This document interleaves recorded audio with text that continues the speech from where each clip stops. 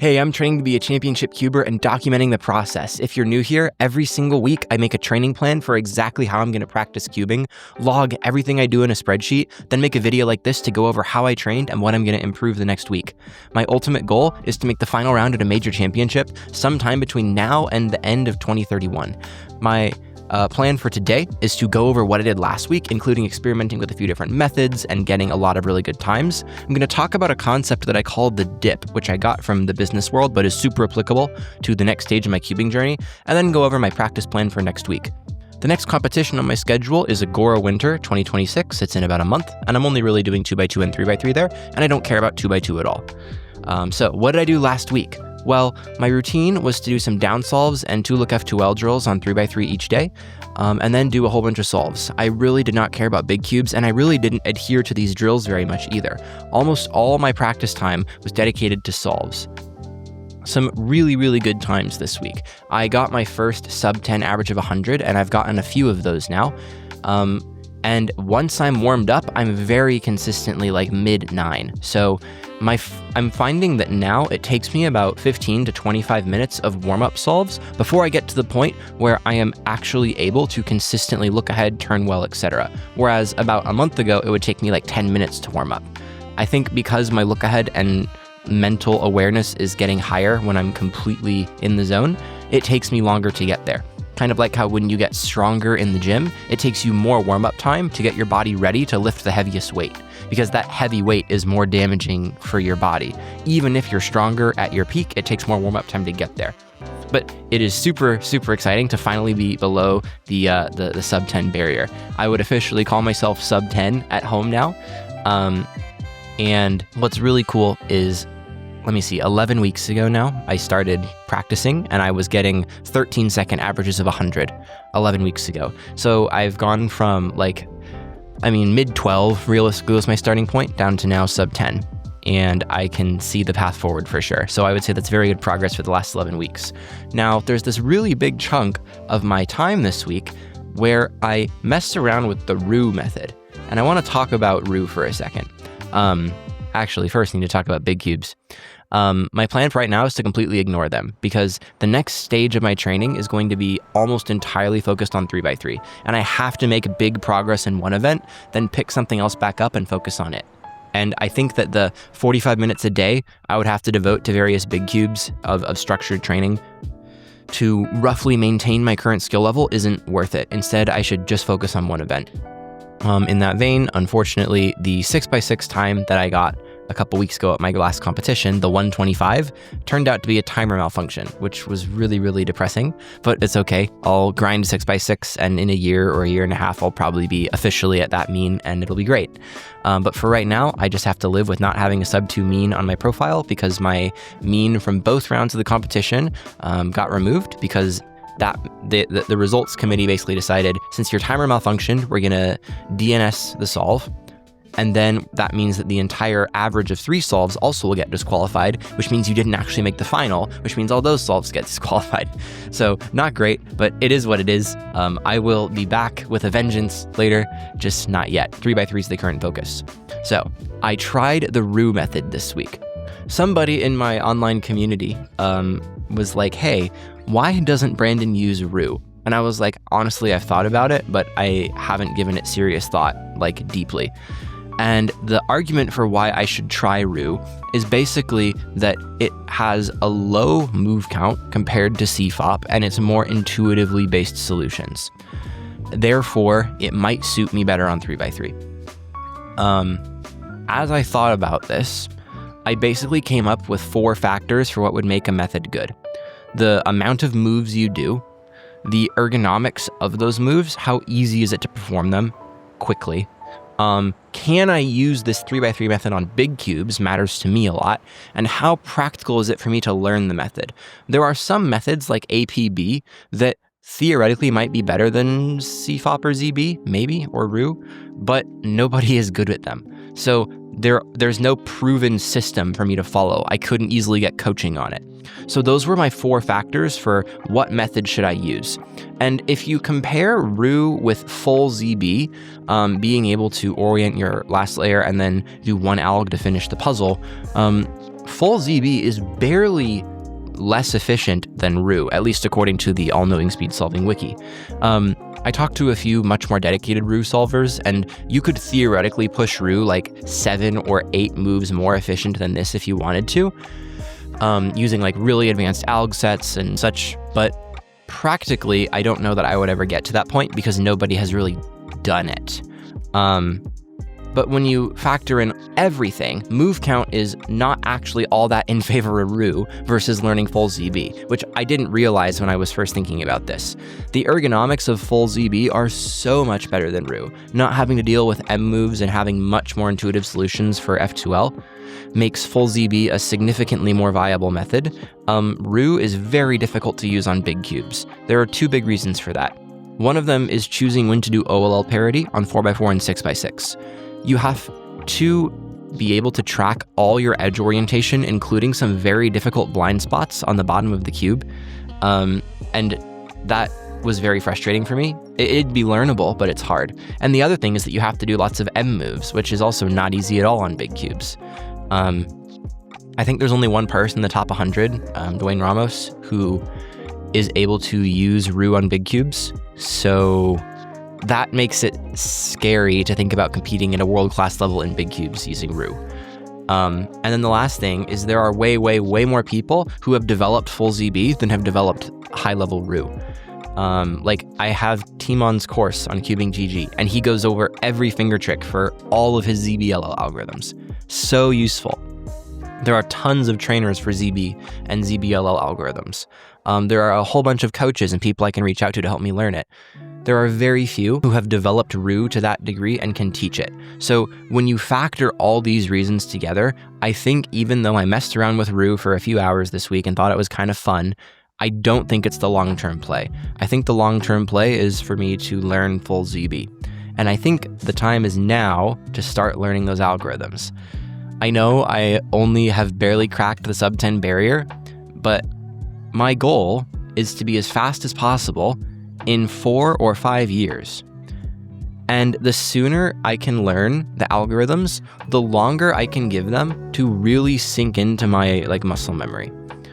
So here is my reasoning for why I think now is the time to start learning this 800 algorithm set of full ZB. If you don't know what full ZB is, that's beyond the scope of this video. The first one is, why would I do this instead of working on inspection? Well, inspection is an infinite skill. You can always get better at inspection. Always. You can always see more permutations and more different options of how you could do the solve. You could influence your last layer case differently. You could predict finger tricks differently. Inspection will never be a finished job. So if my reasoning for not starting full ZB is I need better inspection, that will always be the case. Well, okay. So then at what point would it be good to stop working on inspection, since I know it's an infinite thing? Well, my inspection right now is not limited at my ability to predict. I can predict cross +1 every solve if I give myself unlimited inspection. I need to go from logical prediction to instinctive prediction. I need to go from having to trace where pieces will go to being instinctively able to see 4, 6, 8 moves into my solve. And the only way I get there is by repetition. Basically, doing solves with untimed inspection at this point for me is all that it will take for me to be able to plan cross +1 consistently. Being able to plan X crosses, double X crosses, etc. will take lots of different sorts of training, but I think that's a more advanced skill. So my bottleneck for inspection is just doing solves, which is just a function of time and exposure. So I don't think it makes sense to kick learning ZB algorithms down the line to wait for that instinct to build up, because that is just gonna take time. And I could very feasibly practice that skill as I learn ZB algorithms, as long as every solve I do, I have complete untimed inspection. So that's my reasoning with inspection. The next one is being really good with ZB is another it just takes time thing. You have to make so many things instinctive. You have to make the way that you process the colors instinctive. You have to make the way that you can predict AUF instinctive. The time between when you see the algorithm and when your brain tells your fingers what to do, and being able to do this across almost 800 algorithms, it is a lot for your brain to do. But it's completely feasible. We've seen a few people get incredibly fast with full ZB. It just takes time. So the sooner I start and just get over the hump of logically getting the algorithms in my brain, the sooner I get to the point in 2 or 3 years from now where those algorithms will be pure instinct to me. The last reason I think it makes sense to do this now is I really don't care about my results in the short term. My goal is to be world-class in 2 to 3, 4 years from now. So if I take, 6 months to get all the ZB algorithms and all the different ways of recognizing them and the AUFs into my head and fingers, and then another 1.5 years to go from that to fast enough recognition that I can use it in a solve, I'm okay with that. I don't have competitive rankings to hold up. I don't have a speed cubing sponsorship that is based on my performance in competition that I have to keep. All I need to do is get better. So that's an advantage for me. So based on all those things, I think I need to start learning the ZB algorithms right now. And then maybe 2 or 3 years from now, I'll be at the level where I can compete with the big boys and how fast I can do it. And then I can focus entirely on deepening my inspection and being able to find super efficient X crosses or an X cross plus a 3 mover or double X crosses. But I think now is the time to learn the mountain of algorithms. So here's my plan. Under my thing, it says anti-soon right here. So I really don't know how fast I'm gonna go. I talk about this in my goal setting video I have on the channel, but I think that medium-term goals are stupid. I know that my long-term goal is to be world-class. I have no idea how fast I will be able to learn all 800 of these algorithms, because the pace I will be able to absorb new information changes. The more algorithms I learn, the better I will get at learning new ones, because my brain becomes adapted to it. It's like learning a language. The first words you learn in a language are very, very difficult. But when the whole language is instinctive to you, you can add in new vocabulary words, new ideas really easily. So I don't know how my learning pace will change from week to week. And the other one is I don't know how much review I will need from week to week. The more ZB algorithms you learn, the more review you have to do. And it grows exponentially. So I really could not tell you how long it will take me to finish this. Luke Greiser and I talked about it, and the ideal world is to learn one ZBLL subset every day, along with one ZBLS subset every day, which is about 18 algorithms a day, every day, which would put my total learning time at 58 days or something, but that's completely ridiculous. I will miss days because of my schedule. I will need a ton of review. I will need breaks in there to let things sink in. So an extremely optimistic timeline is 2.5 months. I think a realistic timeline is going to be somewhere between 3 and 4 months of learning. And that is just to get it learn. That's all. All I want is for all the algorithms to be in my head. I want to be able to open a trainer, go through the 800 algorithms, and do all of them correctly, even if it takes me 8, 9, 10 seconds to recognize all of it. Because I want the whole system in my head. And then later, I can go through the whole system and gradually refine what I do and how I do it. But I want all the information in my head as quickly as I humanly can. I don't know how long that quickly I humanly can is going to be. I'll keep it updated each week. So my plan this week is to do all of COLL. I don't know COLL yet.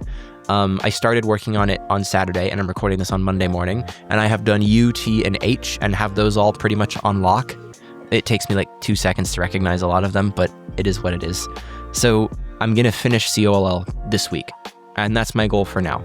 And I think that's what, 6 algorithms times 1, 2, 3, 4, 5, 6 cases plus 4. So that's 40 algs that I'm going to learn this week, 36 algs, something like that. So not too bad. It's a really, really chill start. I get to see how learning algorithms works for me. I get to figure out how trainers work. I get to learn recognition. I get to learn how often I need to review. That's my goal this week, is learn COLL. And then once that's done, go into ZBLL algorithms. I'll make other videos talking more about what ZBLL is, how it works, how I'm going to break it down. But that's my mindset getting started here. I will be getting coaching and help from people who are very, very good at full ZB. I've been getting coached by Luke Greiser. He doesn't currently use full ZB, so I will be fixing that up soon. I'll tell you guys more about how that will work soon. Fun stuff in the works there. My rough approach, I think, if I'm going to get a new set of algorithms, is this. And this will change, but this is how I've been doing it the last 3 days. Let's say I have 6 algorithms that I want to learn, and they're all in the same set.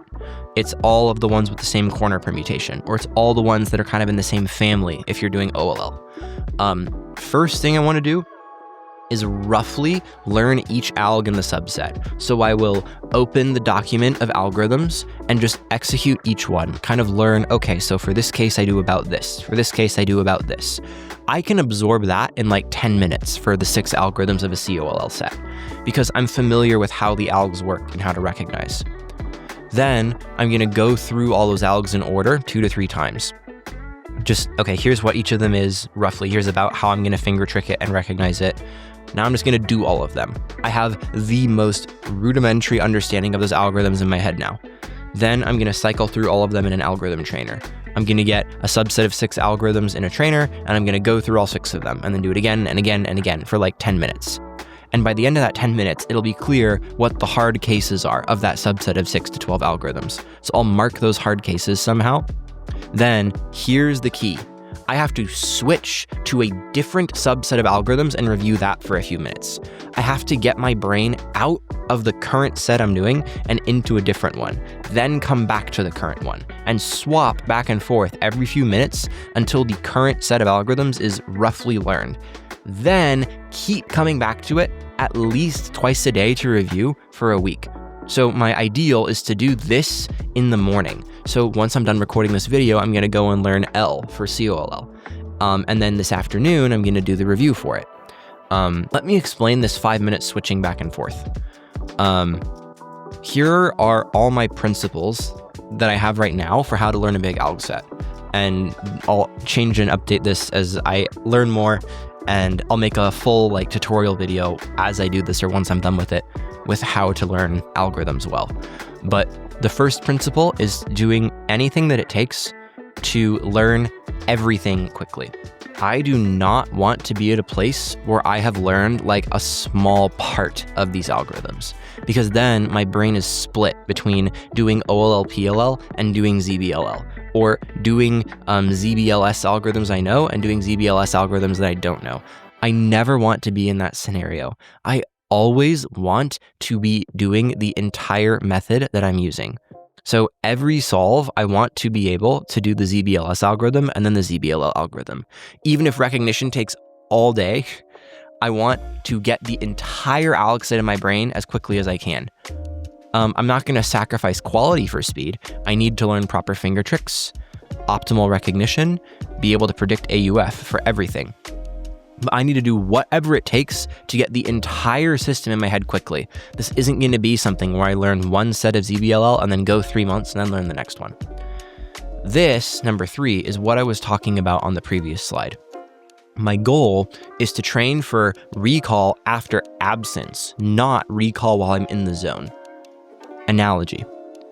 When I played piano and I was memorizing a big piece for a performance, there might be, or not even memorizing, I'm practicing a difficult section of a piece. My fingers would not get a really hard part of the piece, right? A really tricky sequence of notes. And I would work on it and work on it and work on it. And after 10 minutes, my fingers would kind of find their groove and I could play the section of the piece correctly. And I would do it and do it and do it and do it for 30 minutes. And I would have it totally nailed. I can do this section perfectly.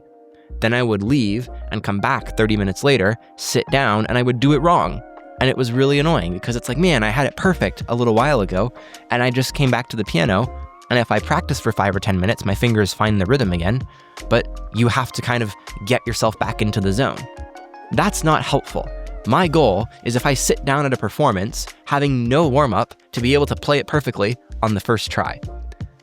Training for that, for perfect recall with no warm-up beforehand, is a different sort of training than training for perfect execution after your fingers are perfectly warmed up and used to what they need to do.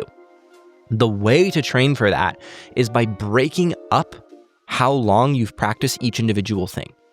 So if I were to practice a subset of 6 algorithms for 30 minutes, I would have nailed those 6 algorithms. But if I left for an hour and then came back, it would take me a little while to get those algorithms back into my head. But if I practiced that same subset of 6 algorithms for 5 minutes, then took a break for 15 minutes, and came back and did 5 more minutes, and repeated that so that I practiced it 6 times in 5-minute increments, that will help me learn the algorithms much, much better than 30 minutes in one sitting. Because I am training my brain to recall after not having seen the algorithms for a while, instead of getting into the zone and memorizing anything.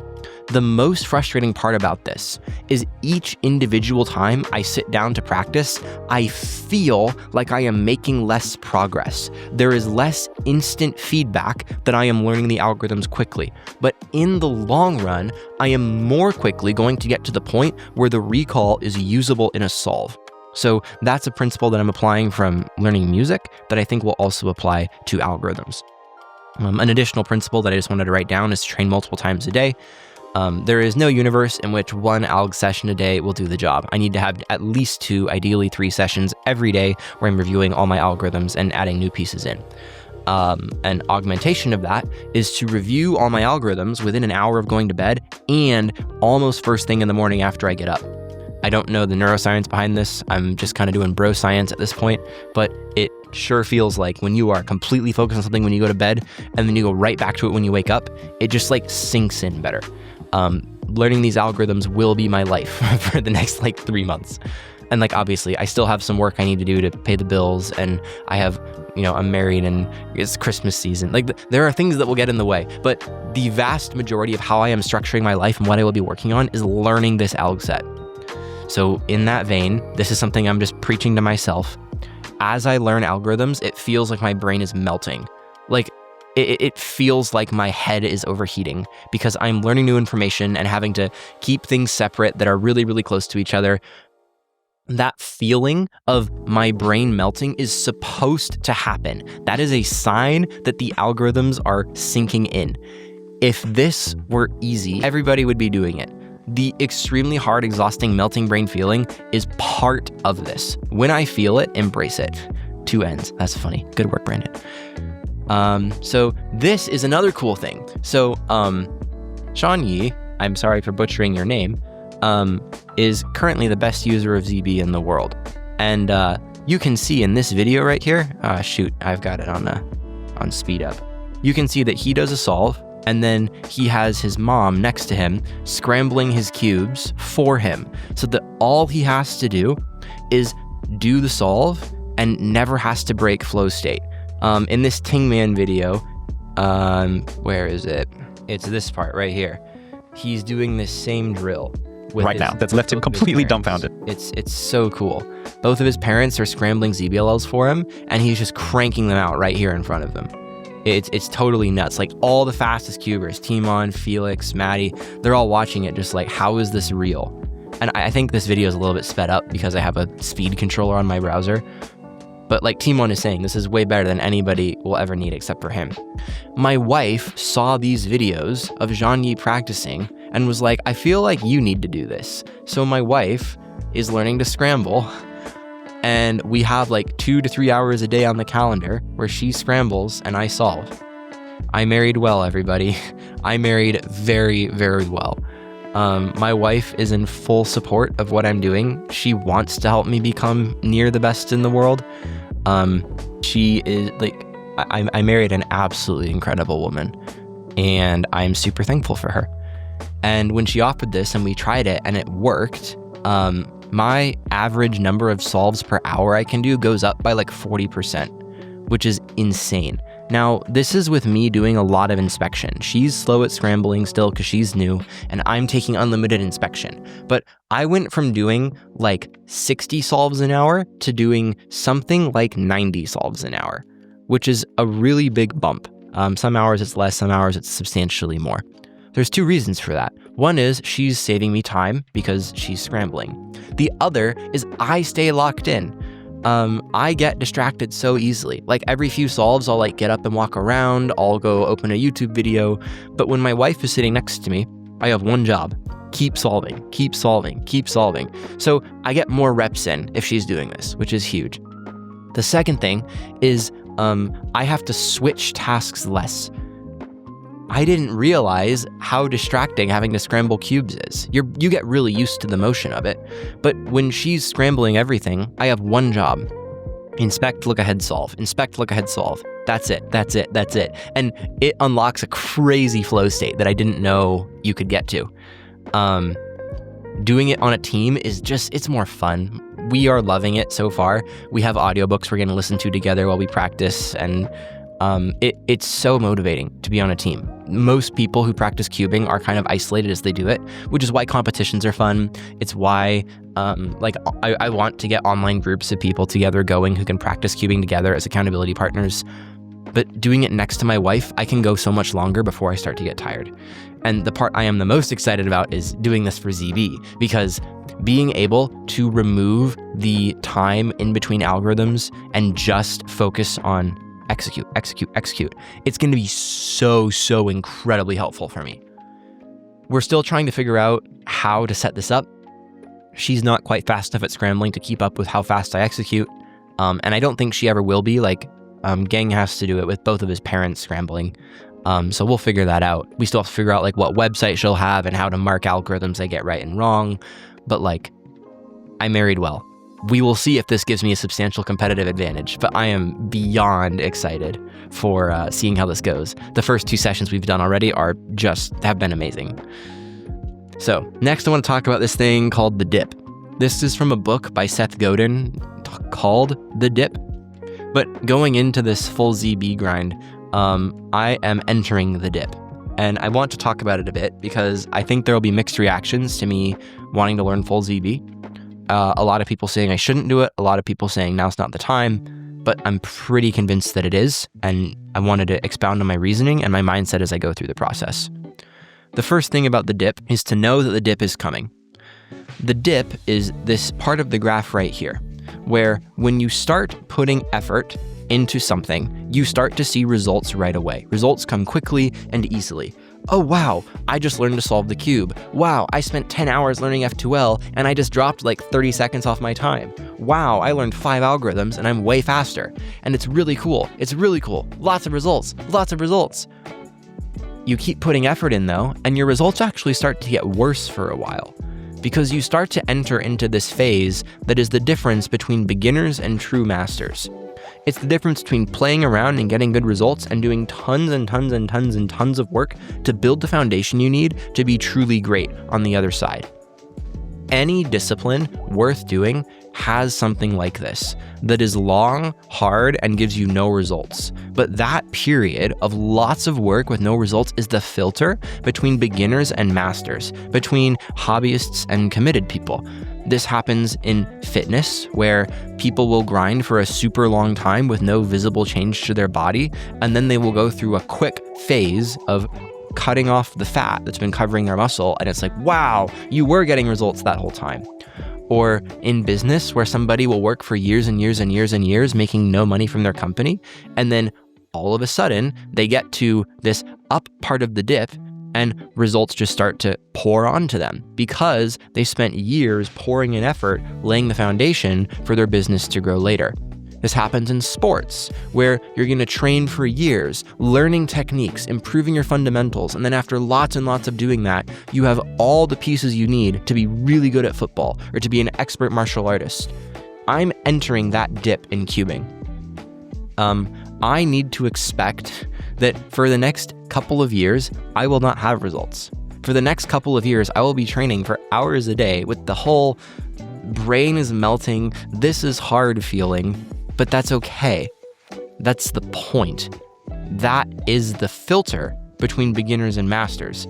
If it was easy and straightforward to train like these Chinese kids who were dominating the rankings could do, they train, then everyone would be doing it, but they're not. So I'm expecting this to be really long, to be really hard, and to not get results. In a dip like this, in order to conquer it, you have to throw everything you have at it. You can't just put average effort into it. So here's what I mean. A lot of people will enter a dip like this in their career, in a relationship, in a thing that they're doing in their life, maybe even cubing. And they decide that as things get hard, they are going to just apply an average amount of effort to the problem. Instead of quitting, they're just going to work on it a little bit and gradually work their way through the hard period. That is not the way to get through a giant period of darkness. The way you get through it is by throwing every ounce of work you have at it, because you know that at the end of this there will be results, but it's going to be long and hard. You know that that dip is about to happen, and you know that at the end of it there's a giant increase in results. There's this quote from the book where I got this idea from, where the author says that the most common response to the dip is playing it safe, doing ordinary, blameless work that's beyond reproach. This is such an interesting idea to me. When faced with the dip, most people suck it up and try to average their way to success, which is precisely why so few people end up as the best in the world. To be a superstar, you must do something exceptional. Don't just survive the dip. Use it as an opportunity to create something extraordinary. So right now, my situation looking at the dip is I could take the plunge and for a couple of years learn full ZB. But facing this dip, going from beginner to master level cuber, nobody would actually blame me if I took the next year or two to grind lots of solves, to improve my ability to inspect, to stick to CFOP and optimize it. That's respectable work. That's ordinary work. That's work that's beyond reproach. What is crazy is that is the dangerous thing for me to spend my time on in this scenario. If my goal is to get world-class at cubing, which it is, and I believe that the best way to do that is to learn full ZB and commit to it, which I do, then the most dangerous thing to do would be to stick to the normal path, which, as I'm saying this out loud, sounds kind of cocky. Like, this might crash and burn. I might spend the next 2 years of my life toiling on something that won't work. But at least it'll all be on YouTube and everybody can see it and learn from it. But going for the normal, safe, above reproach sort of work is really dangerous. In order to get through the dip, I have to throw everything at it. I can't do anything average, which is why I'm going to try and learn this whole thing in a few months and dedicate my life to it and my sleep schedule to it and block off my calendar according to it. And I want to go to every length possible to make sure this works. The last thing I need to keep in mind as I navigate this dip is to not quit. So I know that this is going to be a super long period of no results, right? I know that's going to happen ahead of time, and I am still choosing to walk into this. The worst thing I could do then would be to get halfway through the dip and then back out. If I'm going to back out, I should back out now, but I haven't backed out. I love this line. No one quits the Boston Marathon at mile 25. The reason is that when you get to the end of the dip, you can tell that I'm right there. I'm about to have my breakthrough point. But it's the middle of a long marathon where people drop out because it feels like all hope is lost. I know that there's light at the end of this tunnel. There's proof after proof after proof after proof of excellent cubers using the full ZB method and getting incredible results with it. So it'd be incredibly stupid of me to quit just because there's no visible light at the end of the tunnel. My goal is to force myself to push through all the way to the end so that I get to the point where I can actually see we're almost there. The results are coming soon. If people can push all the way through something as hard as a marathon and never quit at the end of it, the hardest part is not finishing. The hardest part is getting 95% of the way done with the hard thing. So whatever I do, do not quit this grind. I know what I'm getting into, and quitting would be phenomenally stupid. So that's the dip. This is my mindset going into full ZB. And then after full ZB, I have a plan for training inspection, which is going to be totally nuts, and involve me learning computer-like algorithms to be able to find optimal X crosses and 3 movers after X crosses and double X crosses, and that will be its own dip for a different part of my solve. But for right now, this is what I'm up against, and it's going to be long and hard. And no, I don't need full ZB as somebody who's barely sub 10. And yes, I could learn two-side PLL recognition and any other manner of possibilities, but this is what I believe will help me win in the long term. So this is where I'm going. So, very cheerful. This is exciting to me. I'm like very weird and sadistic about it, but the pain and the prospect of having a mountain to climb, it just gets me going, man. It just is. It's so exciting. Like my friends and my family, they see me talk about the dreams I have for cubing, the content that I want to make, the direction that I would love to help competitive cubing grow, the accomplishments that I want to have, and they're just like, they're excited for me. They want to support me. Like my wife being willing to scramble for me. Like I feel like I really do feel like the world is behind me here. And at least my little world of people in my life are behind me and supporting me, and having people who are like commenting on these videos. And I got so many messages in the last couple weeks of people who are like DMing me saying, hey, make sure you keep this in mind as you learn ZB, and here's advice for that. Like the amount of support is super encouraging. And the prospect of the challenge is super exciting to me. Super exciting. It's going to be crazy hard, but the greatest joys normally come after the hardest work. So anyway, next week, learn the algs is the theme. I'm doing at least 2 sessions a day to learn COLL, 1 set a day plus lots of review, and then minimum of an average of 50 on 3x3 each day. It'll probably end up being more like 100 to 150. My wife's gonna help me with scrambling. I might do big cubes if I feel like it, but my goal is to just get over the hump of learning ZB. This is gonna be months of that.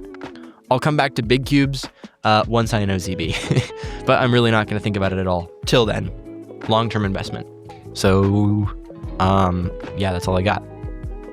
Hope I don't die.